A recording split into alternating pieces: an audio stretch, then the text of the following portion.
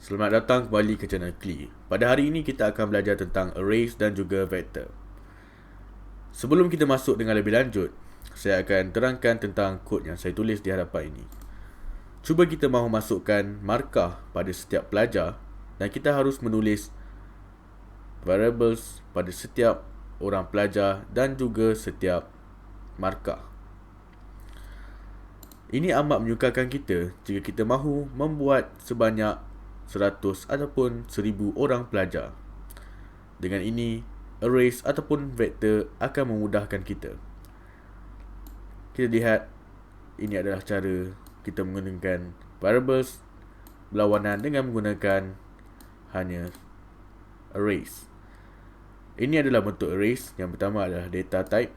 Dan ini adalah type kita. Dan ini adalah size. Seperti kita nampak ada 10 orang pelajar. Size kita sebanyak 10. Dan ini adalah value di dalam 10 ini. Boleh lihat 10, 10, 100, 159, 99, 84, 84. Saya akan terangkan tentang arrays dahulu dan kemudian saya akan terangkan vektor. Dan kita akan lihat vektor lebih berguna dan lebih fleksibel daripada arrays.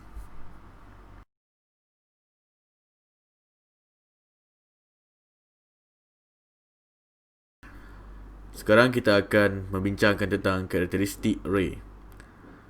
Array boleh diguna dengan senang dan diakses dengan senang, dan keburukan array adalah size array tidak boleh diubah selepas kita initialize, dan kita tidak boleh check jika value yang diletakkan lebih besar daripada indeks yang tertulis.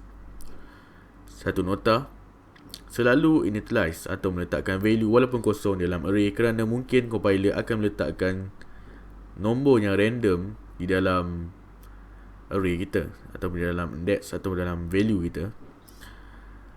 Dan kedudukan size index bermula dengan kosong dan diakhiri dengan negatif 1. Ini adalah index. Kita anggapkan array ini seperti satu kotak yang mengandungi pelbagai value. Kita buat di sini adalah integer, variable dan array. Maknanya ada size 8. Kita bayangkan satu variable ini mempunyai 8 produk di dalamnya. Dan produk tersebut dikira mengikut nombor. Nombor yang pertama adalah 0, 1, 2, 3, 4, 5, 6, 7. Dan jika kita lihat, diakhiri dengan 7.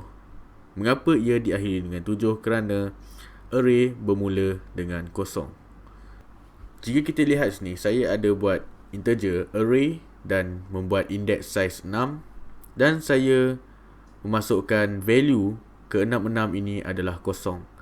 Dan jika kita tulis di kod kita array, kita access ataupun kita panggil index yang di tempat kosong, kita akan dapat 0. Seperti yang saya katakan tadi, kita bermula dengan 0 dan diakhiri dengan negatif 1 ataupun size kita tolak 1. Ini cara untuk kita panggil value yang berada dalam array kita. Sekarang kita akan belajar tentang bentuk array. Yang pertama, saya ada tulis integer markah 10 index di dalam array. Nak tulis array kita perlu menggunakan bracket seperti ini. 10 ini bermaksud kita mempunyai 10 value yang tertentu dalam array itu. Baiklah, cara kedua, kita boleh menggunakan variables. Kita assign variable ini dengan 100. Dan kita harus menggunakan constant kerana index array adalah constant dan tidak boleh diubah. Yang ketiga ini adalah cara kita nak initialize ataupun assign value. Saya ada buat integer markah dan membuat 5 value atau 5 index size. Maknanya kita boleh masukkan 5 value di dalam array ini. Yang keempat, saya buat integer markah kimia. Saya signkan 10 index ataupun 10 size, tapi saya hanya masukkan 3 value saja. Value 10, 99, 44. saya masukkan nilai 10, 99 dan 44 ke dalam indeks yang terawal. Dan selebihnya adalah kosong. Maksudnya di indeks kosong kita akan ada value 10, di indeks 1 kita akan ada value 99, di indeks yang kedua kita akan ada value 44. Dan di indeks-indeks yang seterusnya hingga indeks yang ke-9, value-nya adalah kosong. Ini ada cara kita untuk menulis array seperti ini. Dan kita lihat kita assign size dia adalah 100 dan kita membuat value dia hanyalah kosong. Maknanya kita assign value dia kosong seperti ini. Ini akan berikan semua value di dalam array, maknanya ke-100 value dalam array ini adalah kosong. Dan yang terakhir adalah integer markah, dan saya tidak tulis apa-apa dalam array ini. Saya assign value terus.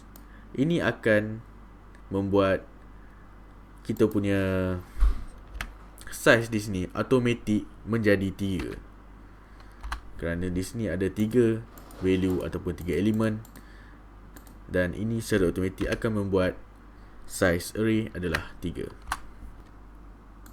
Sekarang kita akan belajar bagaimana kita hendak mengguna dan mengakses array.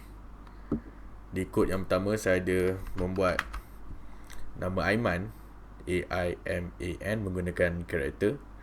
Dan kita mempunyai 1, 2, 3, 4, 5 size, dan secara automatik di sini adalah 5. Kita boleh tulis 5 ataupun kita boleh biarkan saja. Baiklah, sekarang kita ada output. Huruf pertama Aiman adalah nama kosong. Ini adalah cara kita untuk mengeluarkan value di dalam indeks tersebut. Seperti kita tahu, indeks pertama adalah kosong dan indeks terakhir adalah size indeks tolak 1. Dan indeks pertama ada A di sini. Dan indeks yang terakhir adalah 4 adalah N. Huruf pertama Aiman adalah nama kosong, indeks kosong. So kita akan print A, dan huruf terakhir nama Aiman adalah N. Nama 4 di sini, 4. Mari kita cuba run. Dan ini adalah huruf pertama nama Aiman adalah A, huruf terakhir nama Aiman adalah N. A, N. Baiklah. Ini adalah contoh out of bound. Kita tidak boleh menggunakan 6 kerana kita sudah declare hanya 5 di sini, dan kita hendak menggunakan 6 size yang ke-6. Kita tidak boleh buat sedemikian, dan ini kita namakan sebagai out of bound. Baiklah, di sini saya ada tulis integer markah, dan di sini adalah array. Saya assign sebanyak 1, 2, 3, 4, 5, 6. Maknanya di dalam ini ada 6 size 6. Maknanya ada 6 indeks, dan dalamnya adalah 6 value. Ini adalah kedudukan array tersebut. Indeks pertama, indeks kedua, ketiga dan keempat. Maknanya dimulakan dengan indeks kosong. Markah student pertama adalah kita keluarkan markah daripada indeks yang kosong, markah 100, dan kemudian kita cuba untuk menukarkan markah dalam kosong ini kepada 56. Ini adalah assignment statement. Kita akan belajar tentang assignment statement di kelas yang seterusnya lah. Dan kita hanya perlu tahu kita menukarkan markah 100 ini kepada 56. Dan markah student pertama selepas diubah, saya harapkan markah ini akan menjadi 56 kerana kita sudah assignkan dia di sini. Dan markah student pertama adalah 100. Markah student pertama selepas diubah adalah 56. Kita pergi ke kod yang seterusnya. Seperti yang kita nampak, kita tidak menulis apa-apa nilai ataupun kita tidak assign apa-apa pun nilai. Dan saya expect compiler akan memberi nilai yang random. Kita try untuk run. Dan markah pertama di indeks kosong, ia memberi nombor-nombor yang ganjil lah, nombor yang pelik-pelik di sini. Cuba kita meletakkan kosong. Maknanya kita menilai semua ini sebagai kosong. Kita run. Dan semua akan menjadi kosong. Markah di indeks kosong menjadi kosong, di indeks 4 menjadi kosong. Dan kita sekarang ini akan cuba untuk menulis 99 dan 44. Maknanya markah 99 dan 44.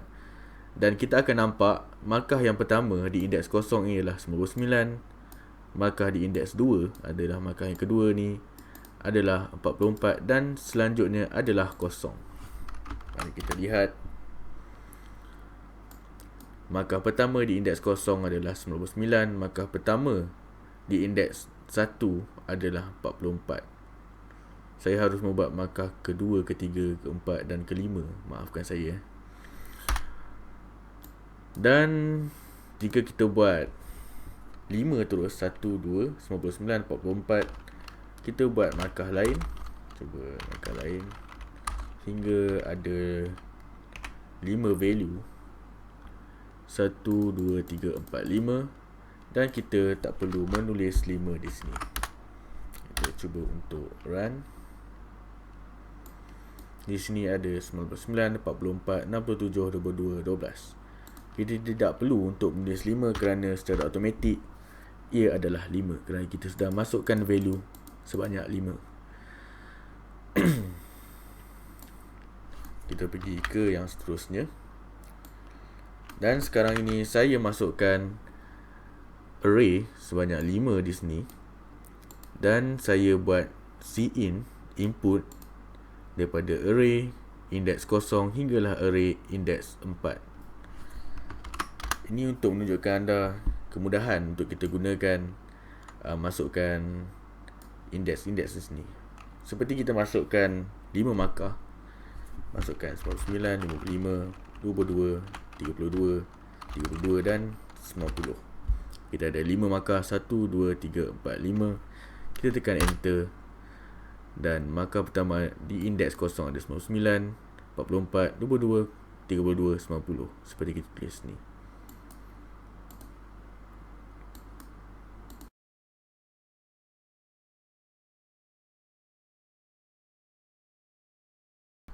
Sekarang kita akan belajar tentang multi-dimensional array.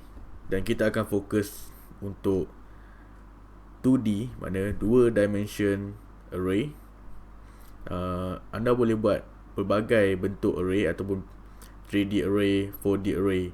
Dan saya akan fokus kepada 2D array. Untuk menulis 2D array, kita menggunakan data type, integer, boolean dan sebagainya. Dan nama array dan menggunakan 2 size. Maknanya 2 index. Di sini saya ada menulis variables array, integer array, dan saya membuat 2 dimension di mana setiap dimension mempunyai indeks 4. Dan kita boleh labelkan seperti di kotak ini. Kita buat 4, maknanya ada 4 elemen, 0, 1, 2, 3, 1, 2, 3, 4, 1, 2, 3, 4. Dan cara kita untuk mengeluarkan amount di dalam array itu dengan kita menulis array kita punya nombor di sini. Baiklah, ini adalah contoh yang seterusnya. Kita ada buat array di sini, 2D array. Dan di sini ada 0, 1, 2, 3, 0, 1, 2, 3. Dan saya setkan array D2, 1 sebagai 10. Jadi array D2, 1 akan menjadi 10. Di sebelah kiri, maknanya di sebelah kiri, nombor ini akan berada di sini. Di sebelah kanan, nombor akan berada di sini. Maknanya kalau kita nak tukar 23, kita kena ambil 1 dan masukkan dalam 1 sini. Dan kita ambil 1 di sini, kita masukkan di sini, baru kita boleh tukar 23 ini menjadi 10. Baiklah, di sini ada nota integer array. Ini adalah row dan ini adalah column. Seperti saya katakan tadi, sini adalah row dan sini adalah column. Dan ini adalah cara untuk kita menulis value di dalam 2D dimension array, di mana kita membuat bentuk sebegini. Kita boleh juga membuat satu line, tapi kalau kita buat macam ni lebih senang kita nak baca. Baiklah, saya buat first index saya buat 2, jadi 1, 2, dan second index saya buat 3. So kita ada 1, 2, 3, mana ada 3 value. Dan untuk melihat indeks-indeks, kita kena tahu kita harus memula dengan kosong. So kita kena buat 0, 1, 2 dan row yang kedua, dan kita masuk dalam row 0, 1. Dan cuba kita lihat, kita cuba outputkan 1 dan 0. Maknanya kita output 1 dan 0, dan kita akan dapat 2. Mari kita lihat. Dan outputnya adalah 2. Cuba kita menukarkan cin array, kita tukarkan 0 ni, maknanya kita tukarkan 0, 0, 0 dan 0. Maknanya di sini kita tukarkan ini, dan kita try tengok apa yang jadi.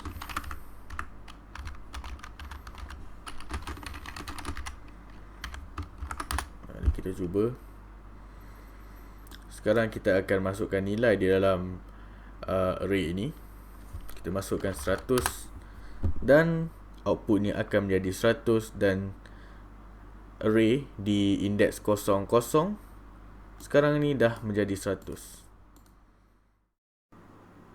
Baiklah, itu sahaja kelas pada hari ini. Saya sudah siap membuat topik vektor, dan saya akan concludekan vektor itu di video akan datang, kerana jika video ini tambah sekali dengan video vektor, ia akan memberikan satu video yang amat panjang. Jumpa anda di kelas seterusnya. Terima kasih kerana menonton.